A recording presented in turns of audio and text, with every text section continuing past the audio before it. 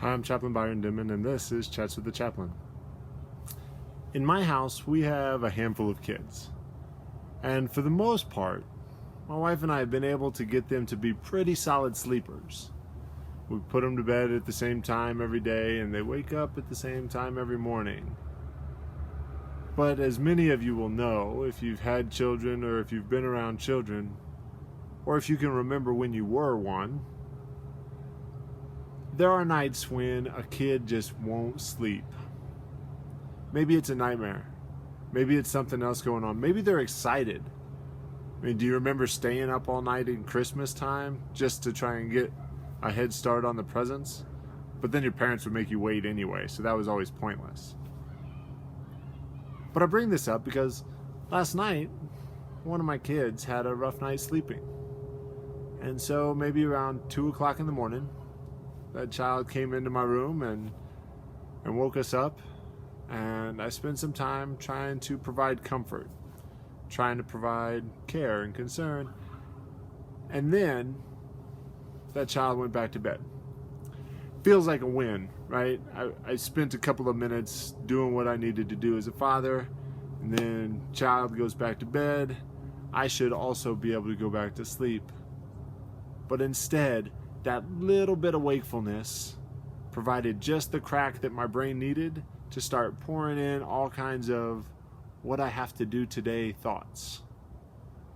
So then I'm considering where work is going to take me, what responsibilities I've left unfulfilled, what things I need to be handing off to specialist Cruz or Perkins. And as I'm doing all of this stuff, I get to the point where I can't go back to sleep. For probably about an hour and a half, I just lay there, awake and thinking.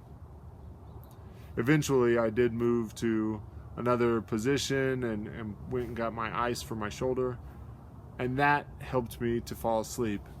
But I had lost a significant portion of my night to thoughts that I didn't even want to have at that time.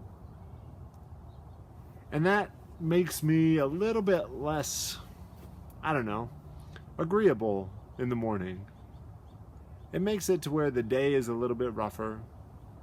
Makes it to where I might yawn when I really need to maintain my composure. But most of all, not getting enough sleep keeps my brain from being able to function at its highest level throughout the day. And it does the same thing to you. I know in today's world where everything is happening 24 hours a day and there are always opportunities to remain connected to some sort of online group or gaming group, it's easy to find ourselves still awake at 1 o'clock, 2 o'clock, 3 o'clock in the morning because we just got distracted.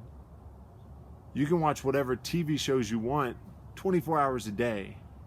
You can watch most movies 24 hours a day. But when we do that, we're not looking out for ourselves.